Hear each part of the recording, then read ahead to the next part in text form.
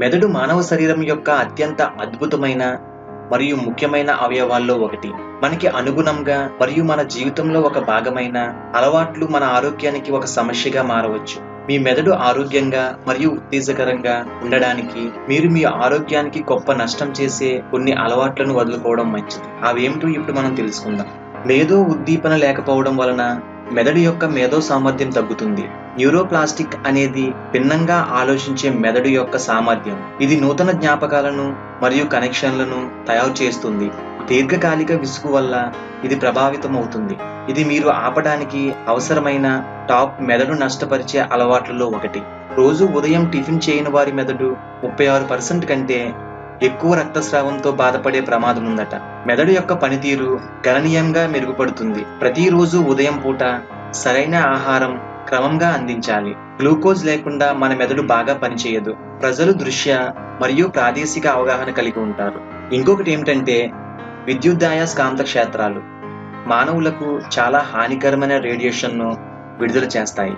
Phone నుండి వచ్చే radiation మరియు గందరగోళం తలనొప్పికి కారణమవుతుంది. ఇది క్యాన్సర్తో ముడిపడి ఉంటుంది.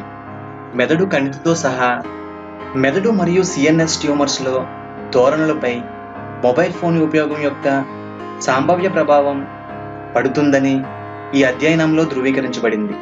అలాగే ఇంకొకటి ఏమిటంటే అనారోగ్యంతో పని.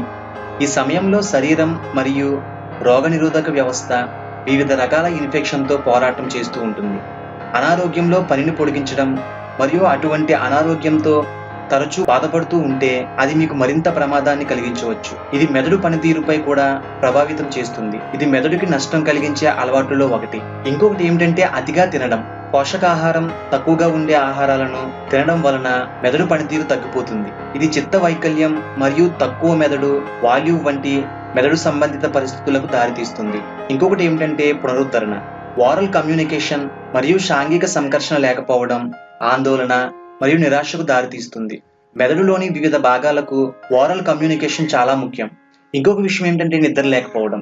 మెదడు ఆరోగ్యానికి సాధారణ మరియు నాణ్యత అయిన నిద్ర చాలా ముఖ్యం. నిద్రపోతున్నప్పుడు మెదడు జ్ఞాపకాలను నిల్వ చేయడం మరియు విషాన్ని తొలగించడం వంటి 2 ముఖ్యమైన పనులు నిర్వహిస్తుంది. అందువల్ల నిద్ర లేకపోవటం వలన ఫలకం చేరడం, జ్ఞాపకశక్తిలో మార్పులు రావడం, న్యూరోడెజనరేటివ్ వ్యాధుల ప్రమాదాన్ని పెంచుతుంది. ఇంకొకటి ఏమిటంటే ధూమపానం. సిగరెట్ ధూమపానం నాడి గ్రంథిలో న్యూరాన్ల మరియు కణత్వచాలకు నష్టం కలిగించవచ్చు. అలాగే సెరెబెల్లర్ వెర్మిస్ యొక్క కణత్వచం మీద ఉంటుంది. మెదడు యొక్క ఈ ప్రాంతాలలో జరిమానా మరియు స్థూల మోటార్ విధులు సమతుల్యత మరియు సమన్యాయంతో పాలు పంచుకున్నాయి. ఇది కూడా స్మోకింగ్ మరియు structural brain డెఫినిస్ a volume matrix MR investigation లో కూడా నిర్ధారించబడింది. ఇది మీకు తెలిసిన మెదడుకి నష్టం కలిగించే అలవాట్లలో ఒకటి. ఇంకొకటి ఏమిటంటే చక్కెర. అధికంగా చక్కెర తీసుకోవడం వలన ప్రతి కణంలో కణజాలం మరియు అవయవ శరీరంలో అలాగే కేంద్ర నాడీ వ్యవస్థలో కొన్ని సమస్యలు కలిగిస్తుంది. అంతేకాకుండా అదనపు చక్కెర తీసుకోవడం మరియు అల్జీమర్స్ వ్యాధి మధ్య బలమైన సంబంధం ఉందని కూడా పరిశోధన పేర్కొంది. అలాగే ఇంకొకటి ఏమిటంటే నిద్రపోతున్నప్పుడు తలని కవర్ చేయడం. మీరు మీ తలను ఒక దిండు లేదా పడకలతో కవర్ చేసినప్పుడు తల చుట్టూ ఆక్సిజన్ మరియు కార్బన్ డైఆక్సైడ్స్ పెరుగుతుంది. ఈ 2 వాయువులు ఒక ప్రాంతంలో కేంద్రీకృతమై ఉన్నప్పుడు వాటిని పీల్చుకోవడం వలన మెదడుకి నష్టం కలిగించే ప్రభావాలకు దారితీస్తుంది.